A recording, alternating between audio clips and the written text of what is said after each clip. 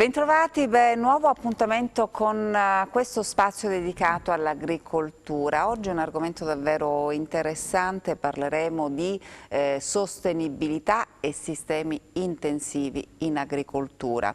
Possono coesistere? Allora lo vedremo nel corso di questa puntata, perché c'è stato proprio recentemente un incontro promosso dalla ISSA a Reggio Calabria, all'Università di Reggio Calabria, in cui autorevoli relatori proprio hanno presentato il loro punto di vista. Allora entreremo tra poco nel dettaglio, intanto io vado a salutare il Presidente Massimino Magliocchi, bentornato Presidente, e il nostro Nino Iannotta. Allora, dicevamo un argomento molto interessante. Fino a qualche anno fa non si poteva parlare di sostenibilità e sistemi intensivi. A quanto pare le cose, dottore Iannotta, adesso stanno cambiando. C'è questo documento che ha presentato la ISSA e che va proprio in questa direzione.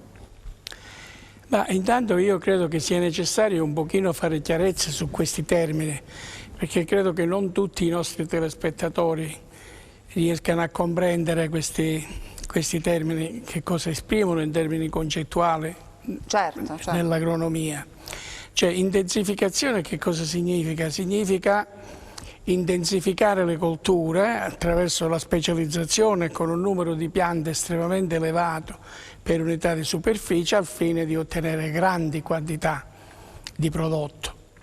C'è un obiettivo anche sulla qualità, quindi ottenere quantità e qualità.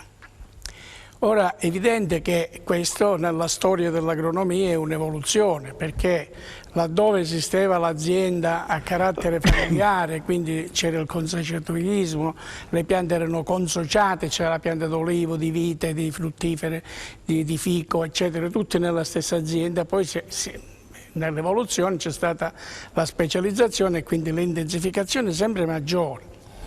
Adesso addirittura abbiamo esempi di intensificazione esasperata, per esempio i sistemi superintensivi. Per l'olivo si arriva a 1200-1600 piante per ettaro, che sono una enormità, così come nel campo dei fruttiferi c'è il cosiddetto frutteto prato, dove un impianto di frutteto non dura più 50-60 anni, ma dura 5-6 anni, ci mettono un grandissimo numero di piante. Questa è la intensificazione. Adesso è nata una nuova esigenza, che è quella della sostenibilità ambientale, perché c'è una maggiore coscienza ambientalista nell'opinione pubblica, poi c'è una politica comunitaria che ce l'impone, questo rispetto per l'ambiente. E quindi bisogna cercare di ridurre, o meglio di evitare, l'uso di sostanze chimiche. Allora si tratta di volere un motore molto potente con una macchina molto veloce senza consumare benzina. Si può fare. Le cose sono in contraddizione tra loro e in questo caso anche qui l'intensificazione presuppone grandi quantitativi di concimazione, di trattamenti fitosanitari, eccetera. Se noi aboliamo quelli non possiamo avere quegli altri, questo è evidente. Allora, nel corso di questo convegno che cosa è emerso? Intanto diciamo che non c'è alle spalle una grande sperimentazione su questo tema per cui si possano portare dei risultati sperimentali. Sono un pochino degli esercizi accademici dove ciascuno porta la propria opinione, il proprio punto di vista, come diceva lei nell'incipit all'inizio della trasmissione. E quindi tutti rispettabili, però non ci sono i riscontri. Adesso si tratta di vedere per le diverse colture e per le diverse specializzazioni fino a che punto di sostenibilità si può arrivare e non oltre, perché diciamo la verità, come sempre nella vita, sta nel mezzo. Cioè, è possibile avere una sostenibilità? Sì. È possibile sostenere un'altissima intensificazione? No. Un'intensificazione invece sì. Quindi fino a un certo punto è compatibile questa questione. Oltre un certo limite non si può andare. Questa è anche la mia opinione per l'esperienza che porto nel settore dell'olivicoltura. Poi negli altri campi ci saranno state altre esperienze, ma nel settore dell'olivicoltura avere 150 quintali di olive ad ettaro, così come si ottiene nel superintensivo, per poter poi utilizzare le macchine, eccetera, senza concimazioni chimiche, senza diserbo e senza trattamenti fitosanitari, secondo me, è puro esercizio accademico. Quindi si può arrivare fino a un certo punto. Esatto. Ecco, oltre ancora, ecco, Esatto. ancora si parla, si studia, vero Presidente? Questo... Per concludere il discorso, poi c'è un altro punto, perché la sostenibilità, noi per sostenibilità intendiamo la sostenibilità ambientale, cioè il rispetto dell'ambiente, ed è questo anche il motivo per cui è stato fatto questo incontro dove si è dibattuto. Però poi esistono altri due aspetti della sostenibilità. Uno è quello economico, senza il quale l'impresa non ha motivo di esistere. Allora sostenibilità ambientale sì, ma la sostenibilità ambientale è compatibile con la sostenibilità economica? Punto interrogativo. Ancora rimane il punto interrogativo? Sì, e poi ce n'è una terza sostenibilità, che è quella sociale, la sostenibilità sociale, cioè quindi tutte le risorse umane che vengono utilizzate nell'impresa agricola, che praticamente devono avere dei benefici in termini reddituali, in termini di qualità della vita, e anche quella sostenibilità va tenuta d'occhio. Quindi diciamo è una triplice proiezione in cui si devono compensare le tre sostenibilità, cioè quella ambientale, quella economica e quella sociale. Però chiaramente questi incontri servono perché c'erano, vero Presidente, molti esperti del settore, c'erano accademici, ma c'erano i rappresentanti delle associazioni anche calabresi. Insomma, è importante il confronto, perché l'agricoltura, noi l'abbiamo sempre detto, guarda sempre avanti, guarda sempre al futuro. È così? Certo, oggi abbiamo un'agricoltura ormai che è proiettata in un futuro, ma è in un futuro molto diverso da quella che noi possiamo pensare l'agricoltura ieri. E il dottore Iannotta diceva bene, cioè far coesistere determinate tipologie di produzione intensiva con quello che sono le risorse di risparmio che la sostenibilità ci indica. Con farle coesistere diventa difficile, perché se la sostenibilità vuol dire rispetto di quella che è tutta la produzione, di una produzione naturale, di una produzione di qualità, di una produzione attenta a non usare fitofarmaci, insetticidi, pesticidi, di riuscire a dare anche il giusto reddito all'agricoltore, perché la sostenibilità guarda anche il lato umano, cioè guarda l'operatore che abbia un lavoro giusto, un lavoro adeguato, che non sia sfruttato, e l'agricoltore che ne tragga il giusto reddito, perché oggi noi ci troviamo sui mercati con una concorrenza sleale, certo, con una concorrenza che ci penalizza tantissimo, e la sostenibilità di cui se ne parla già da Agenda 2000, non è che se ne parla da oggi sta emergendo ancora di più, perché ci sono queste esigenze anche da parte dei consumatori di trovare prodotti sani, prodotti genuini, prodotti che non creino danno alla propria salute. E allora far conciliare tutte queste cose diventa ancora più difficile. Ma i mercati purtroppo si cozzano con paesi che tutto quello che è la sostenibilità o il rispetto di determinate regole, non dimentichiamoci che anche in Europa stessa l'Italia forse è l'unico paese a rispettare tutte quelle che sono i regolamenti in questa direzione. Noi stiamo attenti e abbiamo tantissimi controlli che altri paesi non hanno. Certo. Abbiamo dei controlli capillari su tutto, su tutte le produzioni. Quindi oggi noi vediamo pure che ci andiamo a confrontare, è vero, con gli altri paesi, ma ed è un riscontro attuale, dove su 5 prodotti stranieri 4 sono tutti irregolari. Allora, con chi dobbiamo lottare? Se noi facciamo sostenibilità, l'agricoltore fa sostenibilità, si adopera a fare questa qualità a salvaguardia dell'ambiente, a salvaguardia del paesaggio, a salvaguardia delle colture, a salvaguardia del lavoro, a salvaguardia di tutto, quindi con costi altissimi. E poi sul mercato ci troviamo a combattere con la slealtà. E infatti allora, c'è un crollo del prezzo. Certo, perché se non c'è una tutela anche in questo senso, è inutile che noi obblighiamo il nostro agricoltore a fare prodotto sostenibile, prodotto di grande qualità, di eccelsa qualità, e poi dopo questo prodotto resta invenduto perché una concorrenza sleale per il problema prezzo te lo emargina. E allora dobbiamo pensare anche a questo. Diciamo ecco che il convegno che abbiamo visto lì a Reggio è stato molto importante perché c'erano i maggiori esperti, per cui si è discusso su tutte queste cose e trovare delle soluzioni, ma trovare quelle soluzioni che salvaguardano il consumatore ma devono salvaguardare anche il produttore da queste cose che avvengono quotidianamente e che non gli danno la possibilità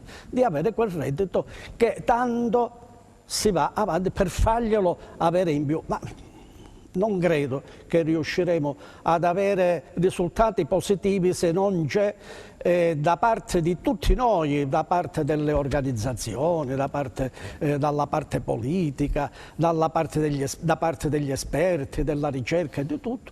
Se non troviamo soluzioni adeguate, non credo che riusciremo a dare risposte adeguate ai nostri agricoltori. Certo, entriamo adesso nel convegno, no? In questo incontro, cominciando dal presidente uscente, Marco Marchetti, il presidente della ISSA, che è l'Associazione Italiana Società Scientifica Agraria. Poi nel corso del convegno è stato eletto il nuovo presidente Massimo Tagliavini. Comunque c'è questo documento della ISSA, proprio su questi lavori sul tema dell'intensificazione sostenibile, tesa proprio ad aumentare la competitività delle imprese e quindi garantire anche la salvaguardia dell'ambiente. Diceva Marchetti, produrre di più con meno. Vedremo allora se è possibile raggiungere questo obiettivo. Intanto ascoltiamolo.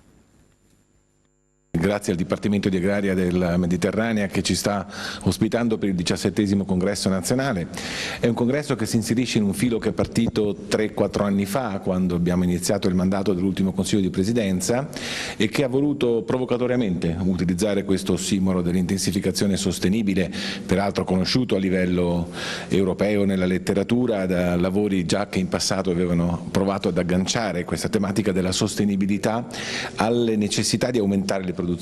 Il concetto è quello di dire proviamo a produrre di più con meno, un po' perché abbiamo una realtà della biosfera del pianeta che vede diminuire le risorse. Pensiamo innanzitutto alla risorsa suolo. I nostri terreni migliori sono occupati purtroppo da artificializzazione e urbanizzazione, i nostri terreni più difficili, che sono quelli che ci danno magari produzioni di qualità, di nicchia, di pregio, sono terreni che non hanno più redditività e che tendiamo ad abbandonare, senza valorizzare anche i servizi ecosistemici non produttivi. Allora il tema dell'intensificazione sostenibile è quello di dire cerchiamo di sviluppare il sistema agroalimentare italiano in senso molto ampio, comprendendo al suo interno tutti i paesaggi agrari, compreso quello forestale, che sappiamo essere dominante ormai dal Medioevo.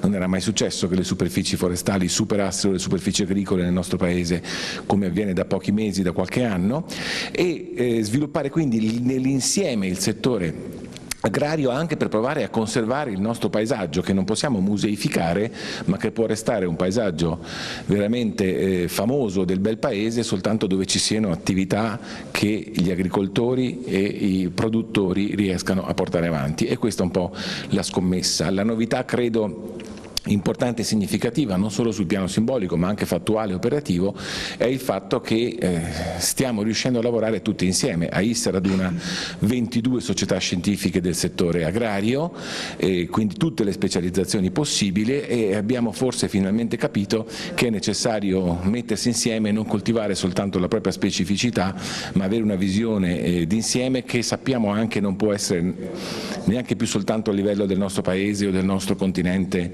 della nostra Unione Europea, che è quella senza la quale non potremo peraltro andare avanti, ma bisogna avere uno sguardo responsabilmente globale.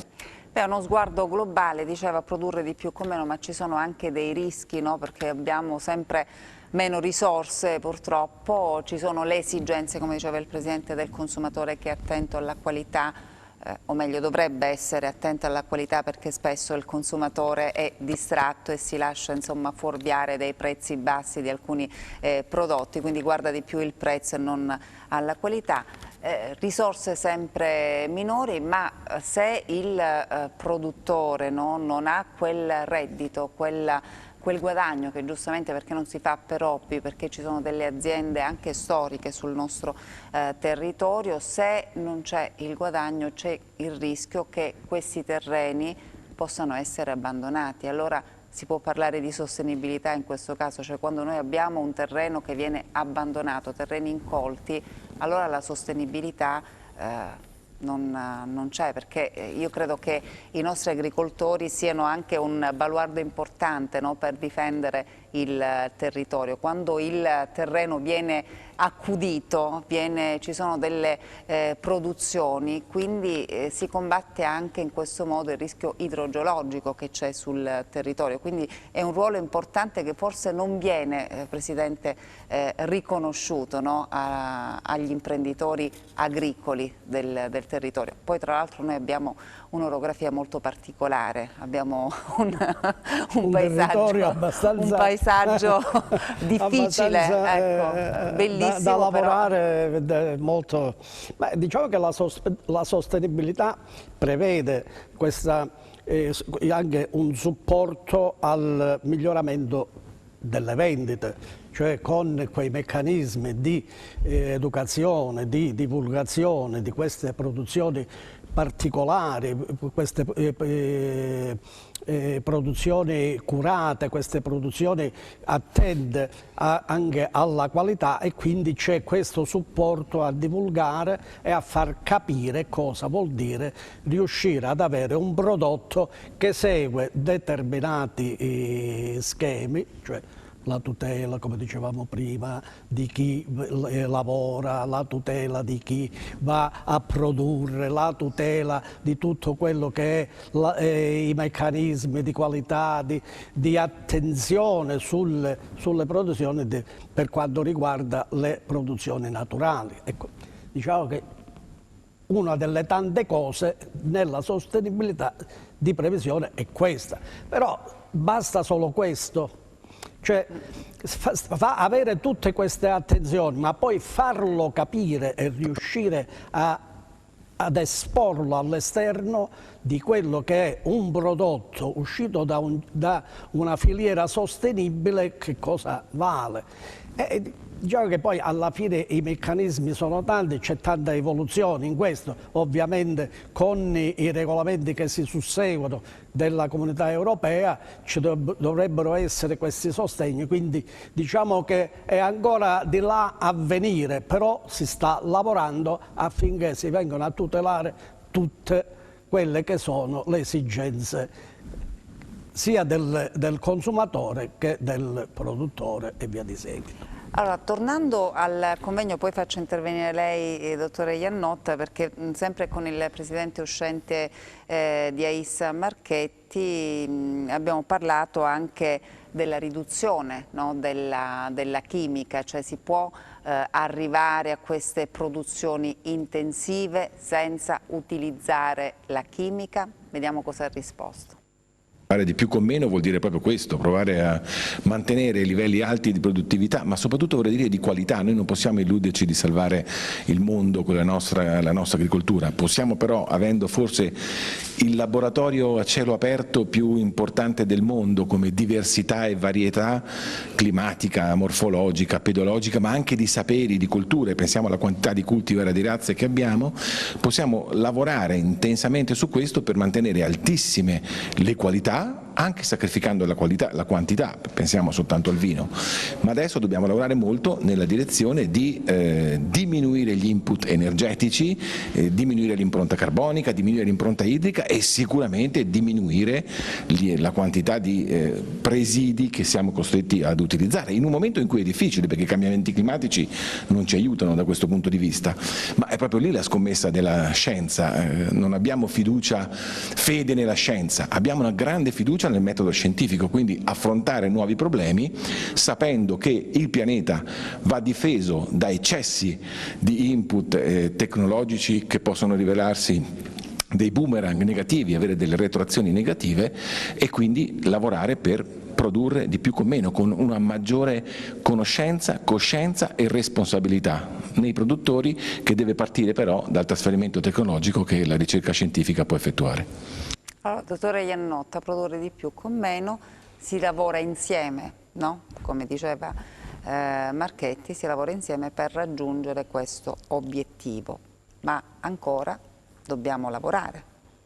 Sì, molto, soprattutto nel settore della ricerca bisogna sperimentare perché, ripeto, come dicevo prima, non esiste una bibliografia, una letteratura con dati scientifici certi, elaborati dal punto di vista statistico, eccetera, che possano dare dei risultati certi. Ci sono delle ricerche specifiche su specifici settori dell'agronomia che indicano delle strade. A me in questo convegno è piaciuta molto la relazione che ha fatto il presidente dell'Accademia Nazionale dell'Olivo, il professor Gucci, il quale sentiremo. Esatto, ha dato proprio degli input scientifici diretti, quindi ha fatto riferimento a questa impronta del carbonio a cui faceva riferimento adesso Marchetti, ha fatto riferimento all'impronta idrica e ha fatto riferimento anche ai cambiamenti climatici. Questo che cosa significa?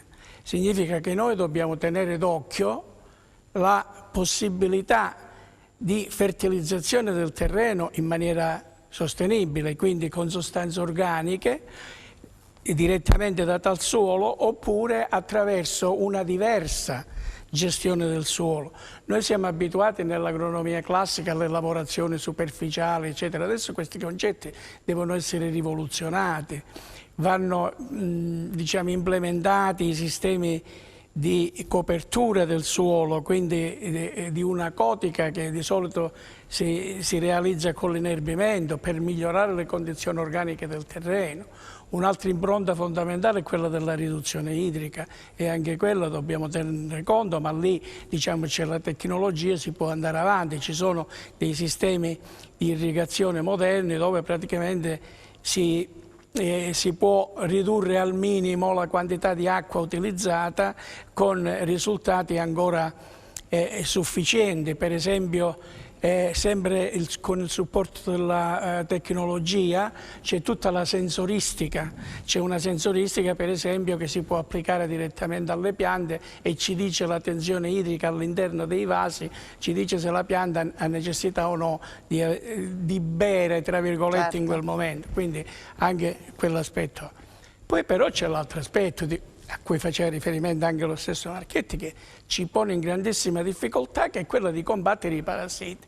Quella è veramente una sfida enorme, perché non solo i nostri parassiti sono difficili da combattere, ancora di più senza l'ausilio della chimica.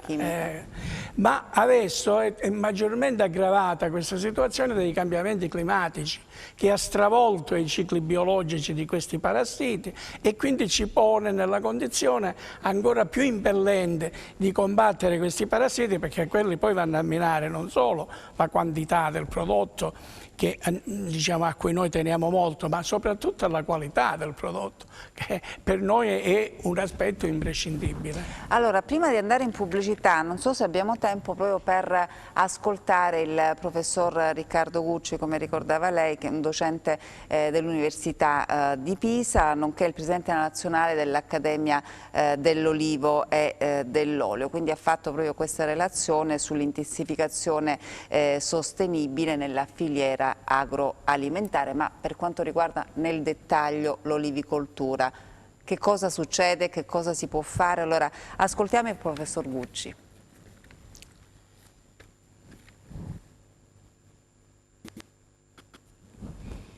È una bella sfida. Ora, quando parliamo di olivicoltura sappiamo che noi abbiamo tante zone e tante superfici dove la sostenibilità è già raggiunta, perché sono zone impervie, collinari, e quindi alcuni dei dati che ho mostrato nella mia relazione ci dicono che in realtà questa è una filiera assai sostenibile. Quando intensifichiamo mettendo più alberi da ettaro fino ad arrivare alle densità di oltre 1000, chiaramente noi peggioriamo un pochino gli indicatori di sostenibilità. Come sempre bisogna cercare di raggiungere l'ottimo fra un compromesso di produttività che è indispensabile per l'azienda e quelli che sono i servizi collettivi che questa filiera ci dà. Bene, adesso ci fermiamo qualche istante per la pubblicità, torneremo tra poco.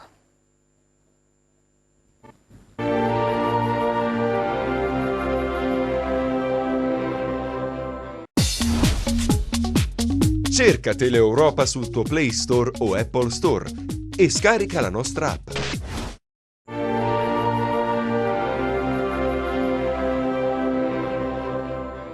Bene, eccoci di nuovo in studio. Beh, argomento davvero interessante. Stiamo parlando della sostenibilità, della tutela dell'ambiente, ma anche dell'intensificazione in agricoltura, prendendo spunto appunto da questo convegno promosso dalla AISA all'Università di Reggio Calabria. Abbiamo un po' di personaggi, di illustri relatori da farvi ascoltare, quindi io direi di ascoltare ancora il professor Gucci, perché anche al professor Gucci abbiamo chiesto, insomma, se si può fare questa agricoltura intensiva, di massima intensità, però senza l'utilizzo della chimica, perché questo è un argomento, insomma, che interessa non solo, diciamo, gli accademici, ma soprattutto chi poi lavora quotidianamente e produce proprio sul territorio. Ascoltiamolo.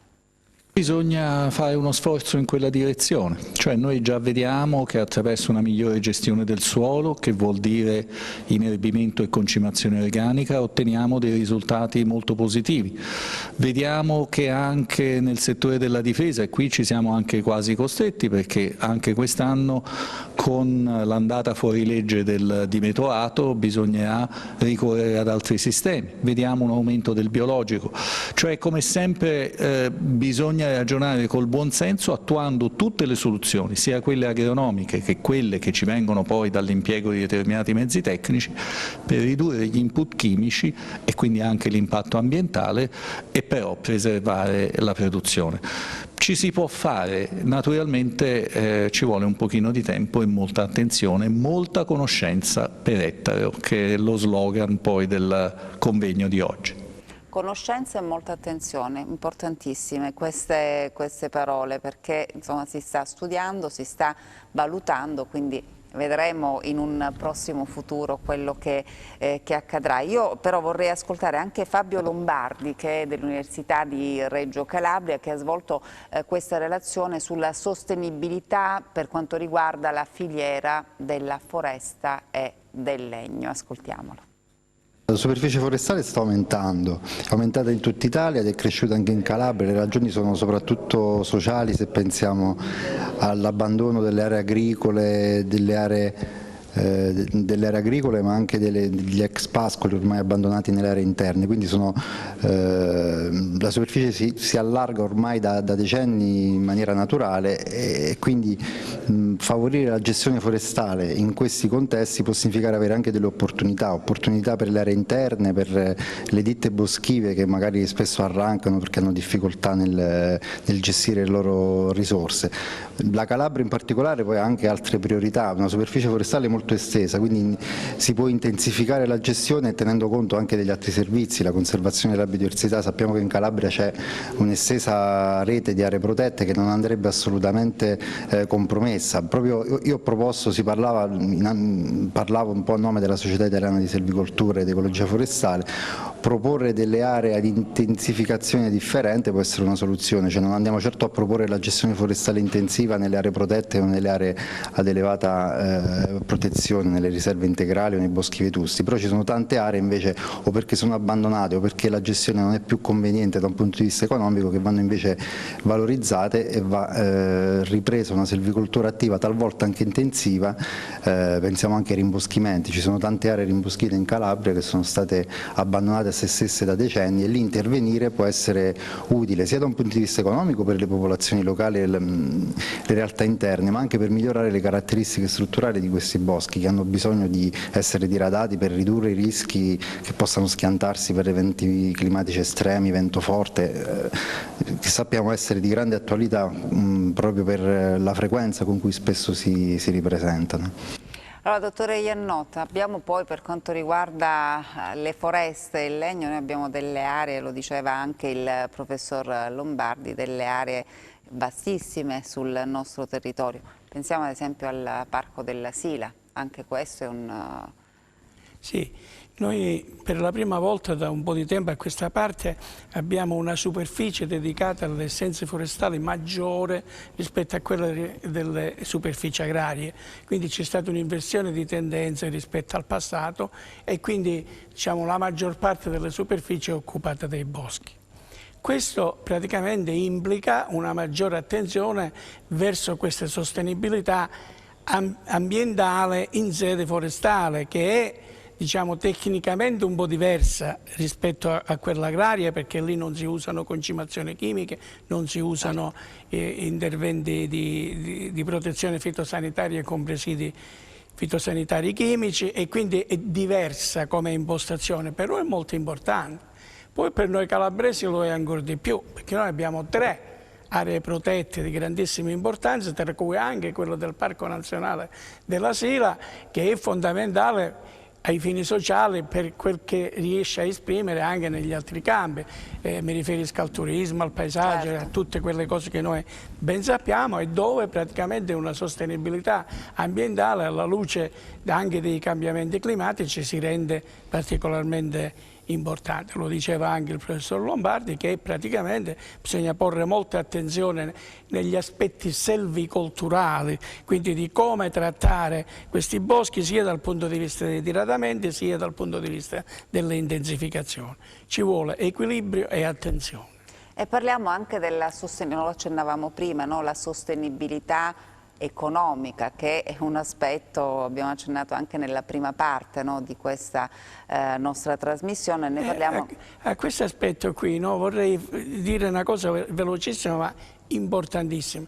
Noi italiani e soprattutto noi calabresi abbiamo una grandissima produzione di legno, a proposito di filiera, certo, delle foreste e del legno, però questo legno lo esportiamo, non lo lavoriamo. Questo stesso legno che noi produciamo e che noi esportiamo poi ci ritorna sotto forma di manufatti, di arredi e cose già lavorate e già industrializzate.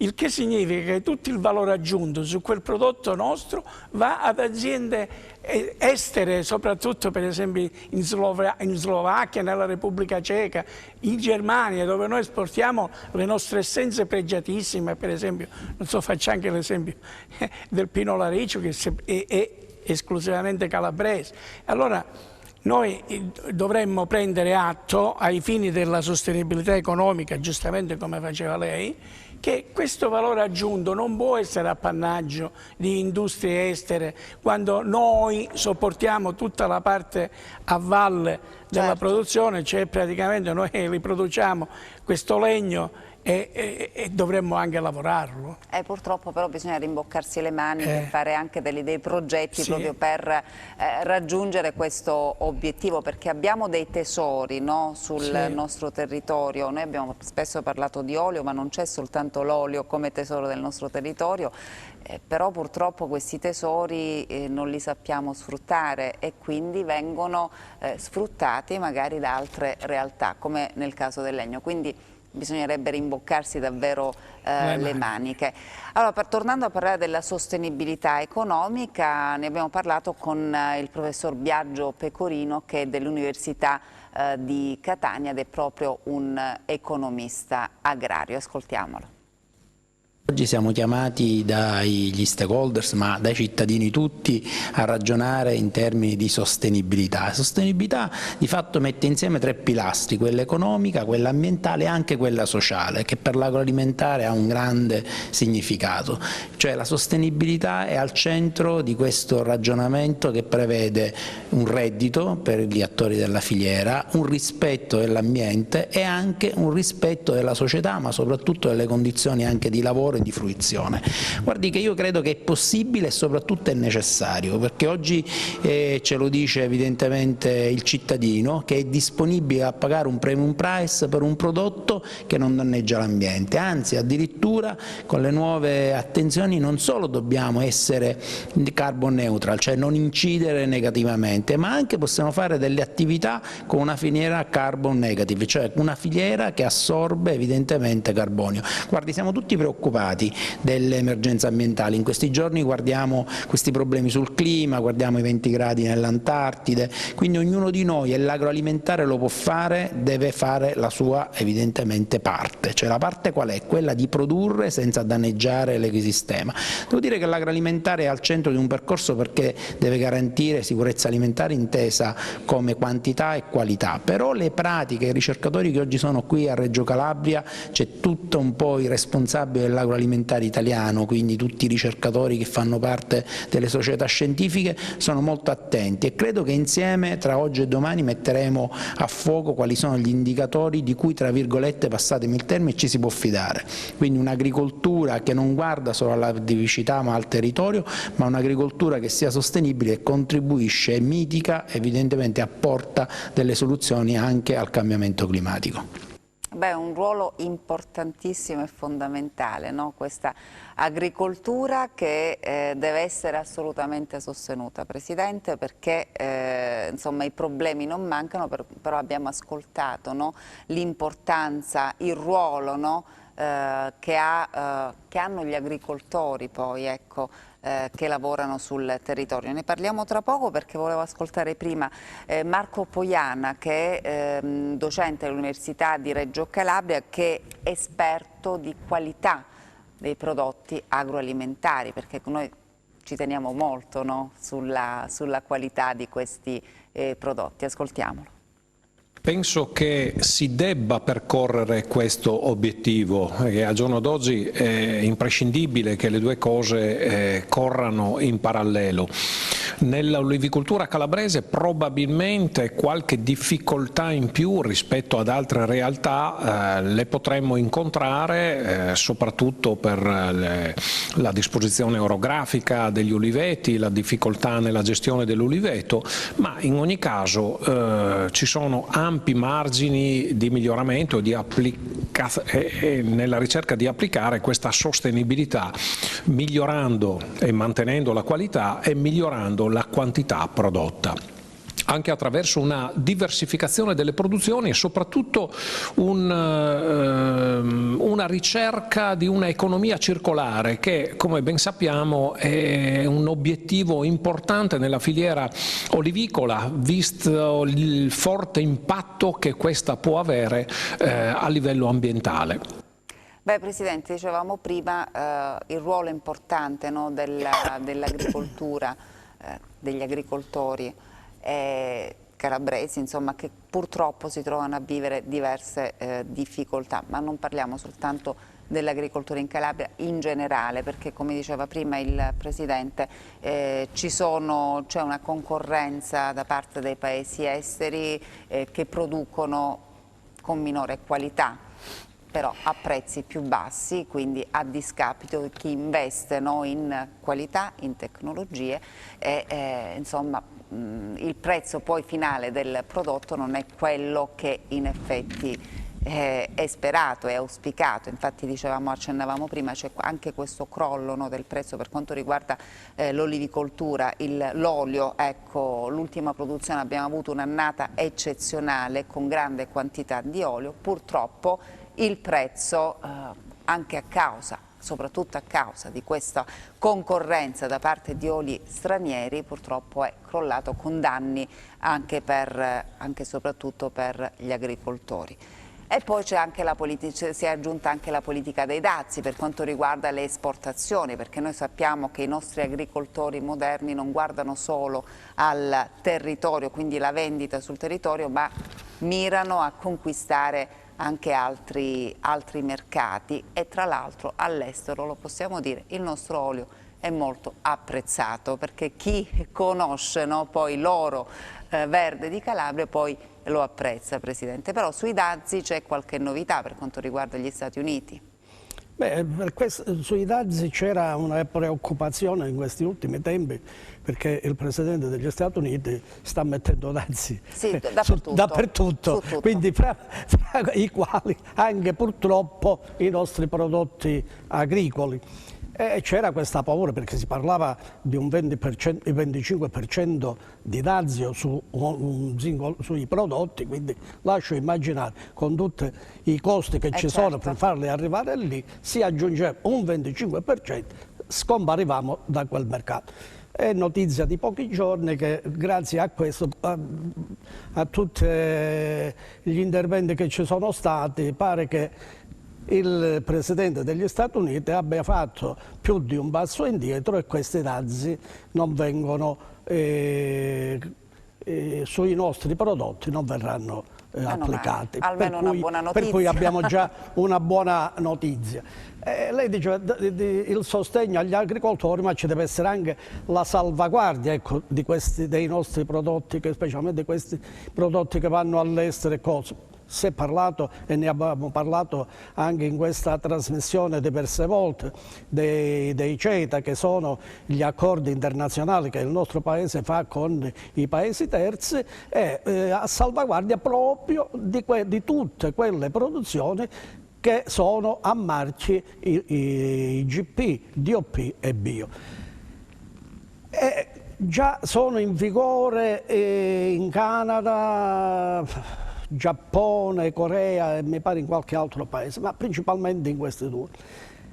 Se ne parla tanto perché c'è dalla parte politica i pro e i contro.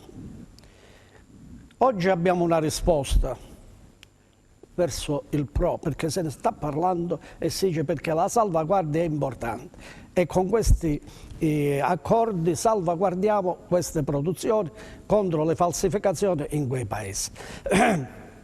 Il pro qual è? Che da parte di tutte le nostre aziende esportatrici hanno avuto un incremento dell'esportazione del prodotto che c'è stata reale, quindi abbiamo un aumento di esportazione reale, quindi è un dato certo, per cui ci rivolgiamo anche non tanto ai pro ma ai contro. Tenete conto di questo, voi che state cercando di indietreggiare su questi accordi, stiamo attenti, questi accordi non bisogna toglierli, bisogna migliorarli, che vanno migliorati, lo abbiamo detto noi anche in questa trasmissione, perché ovviamente ci sono stati molti, ma tantissimi prodotti a marchi IGP, DOP e bio che non sono stati inseriti e dobbiamo preoccuparci a farli inserire proprio per salvaguardare la nostra qualità è il nostro Made in Italy, e con questi accordi, al di là che si parla delle importazioni dell'altro paese, grano, bestiame, se stiamo attenti a quello che importiamo con regole precise, quindi la cosa si bilancia tranquillamente. Vanno solo messe in chiaro determinate cose. Quindi adoperiamoci affinché questi accordi internazionali siano intensificati e siano sempre più tenuti da conto. Dobbiamo tutelare i nostri prodotti, certo. ecco. Poi ci sono tante di quelle falsificazioni all'estero, purtroppo è un problema serio che va a danneggiare gli agricoltori, i produttori onesti che investono in qualità, e poi si vedono magari nei supermercati esteri un prodotto simile, no? Però che è tutt'altra cosa, e quindi è un grosso danno. Torniamo invece al convegno, i saluti del professor Zimbalatti, di Giuseppe Zimbalatti, che è il direttore del Dipartimento di Agraria dell'Università Mediterranea di Reggio Calabria. Ascoltiamolo. Questo evento, organizzato con l'Associazione Italiana delle Società Scientifiche di Agraria e con la Conferenza di Agraria, che racchiude tutte le facoltà di Agraria d'Italia, stiamo dedicando un po' di tempo per l'approfondimento di questo tema, l'intensificazione sostenibile. Sono due concetti che apparentemente potrebbero contrastare nei termini e nei loro significati intrinseci, ma invece trovano ragione d'essere proprio nelle dinamiche del pianeta, nell'esigenza di sfamare sempre più persone, ma di farlo nella maniera più sostenibile e ecocompatibile, quindi in poche parole possibile.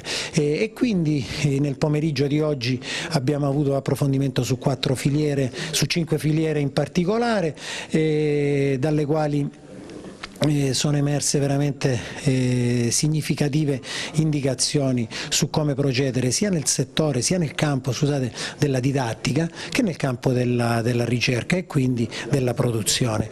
E poi domani ci sarà un momento pubblico aperto un po' a tutta la cittadinanza, a tutti gli addetti ai lavori. Ci sarà una tavola rotonda alla quale partecipano delle figure di caratura nazionale, proprio perché è un ragionamento questo molto delicato, che va affrontato in termini un po' più ampi rispetto al nostro territorio, rispetto alla nostra regione. Una 2 giorni davvero molto intensa è stata a Reggio Calabria, quindi confronti, insomma, dibattiti aperti anche, no, come diceva il dottor Zimbalatti, aperti anche alla cittadinanza, quindi davvero un incontro molto interessante. Io vorrei chiudere con i relatori, no, di questo convegno. Chiudiamo con Andrea Proto, che è sempre all'Università di Reggio Calabria, e anche con Proto, che si occupa della sostenibilità della foresta e legno. Si è parlato di sostenibilità ambientale, economica e, come diceva nella prima parte il dottore Iannotta, sostenibilità anche sociale, che è un aspetto che non va assolutamente sottovalutato. Sentiamo. È chiaro, senza sostenibilità economica non ci sarebbe lavoro, non ci sarebbe attività lavorativa, però molto spesso è difficile associarla agli aspetti veramente selvicolturali, soprattutto agli aspetti ambientali, perché si incrocia chiaramente cosa? L'esigenza di dover intervenire bene, dall'altro lato però rispettare l'ambiente stesso, e quindi molto spesso capita che condizioni favorevoli di bosco molto spesso non vengono utilizzate, quindi non vengono tagliati i boschi, proprio perché non sapendo gestire in maniera corretta neanche l'uso del personale, di macchine specializzate, l'eccessivo costo che si presume di subire a causa di questo sbosco appunto rende vano il possibile vendita di questo legname, e pertanto i nostri boschi non vengono utilizzati, oppure viene utilizzato solamente una minima parte, e quindi non si riesce ad avere quel margine minimo che possa innanzitutto creare un reddito non solo per le famiglie stesse degli operatori, ma anche soprattutto della comunità, perché i soldi che rimangono sul territorio sono a beneficio di tutti, perché un bosco utilizzato bene nei decenni successivi migliorerà le condizioni anche abitative di quelle persone, di quegli spazi rurali. Pertanto quando si parla di intensificazione non parliamo di aumentare, ma intensificare significa lavorare bene negli spazi giusti, con le giuste macchine, con i giusti attrezzi e con le giuste conoscenze tecniche. Molto spesso infatti è richiesto una maggiore specializzazione degli operai, una maggiore specializzazione anche dei dottori agronomi forestali, che devono essere abili a determinare in stima il giusto costo di esbosco, il giusto prezzo di macchiatico, altrimenti si corre il rischio che siamo sì ricchi di boschi e foreste, ma le utilizzazioni saranno minime e quindi c'è sempre il rischio che non viene valorizzata interamente la risorsa bosco, che la Calabria è una delle principali regioni di tutta Italia. E quindi questo convegno di oggi vuole appunto soffermare questo concetto, utilizzare sì con coscienza, intensificando bene tutte le attività del settore. Bisogna lavorare bene, dottore Iannotta, perché abbiamo, come dicevamo prima, un tesoro ma non sappiamo che farcene, no? Perché rimane lì, abbiamo tanti alberi, abbiamo le foreste, però non lo sappiamo tagliare, però non lo sappiamo mettere sul mercato, non lo sappiamo far fruttare. Sì, e in effetti il merito maggiore di questo incontro che c'è stato a Reggio Calabria è quello di averlo posto questo problema, che è un problema importante e di cui tutti gli operatori, oltre che l'opinione pubblica, devono prendere atto, devono prendere coscienza. Poi ovviamente occorre la ricerca, perché noi poi invochiamo queste conoscenze, invochiamo diciamo, di sapere quali sono i limiti attraverso cui ci possiamo spingere e i limiti da non oltrepassare. Quelle sono tutte risposte dedicate alla ricerca. Quindi speriamo che ciò sia stato anche opportuno per stimolare i ricercatori delle diverse filiere che sono state occupate proprio a studiare questo problema, soprattutto in termini della ricerca di questi indici di cui faceva riferimento, cito ancora il professor Gucci, dove praticamente questi indici ci possono dire fino a che punto possiamo effettivamente conciliare l'intensificazione e la sostenibilità e quando invece questo limite va oltre e quindi non è più conciliabile perché l'uno andrebbe a discapito dell'altro, quindi in contraddizione tra loro e quindi sarebbe più un danno che un'economia. Quindi importante, no? Studiare, fare ricerca, confrontarsi, perché da soli, se no, come sempre, non si va da nessuna parte. Da solo credo che è impossibile poter andare dove si vorrebbe arrivare. E per tutta questa sostenibilità che prevede le condizioni umane migliori, sostenibilità ambientale, di quella che è la sicurezza dell'economia, di tutte queste cose. E alla fine ci porta a quelle che sono le indicazioni di Agricoltura 4. Perché Agricoltura 4 prevede l'uso specifico di tutte quelle che sono le nuove tecnologie, quindi mettere a confronto poi tutta la filiera dalla produzione, coltivazione, trasformazione eccetera, con sistemi tecnologici che vanno anche a migliorare tutti i costi principalmente, oltre che tutta la produzione, e quindi questo è già un passo avanti molto significativo. Un'ultima cosa, proprio in ragione di quello che abbiamo visto, di quelle che sono le prospettive degli esperti e cose.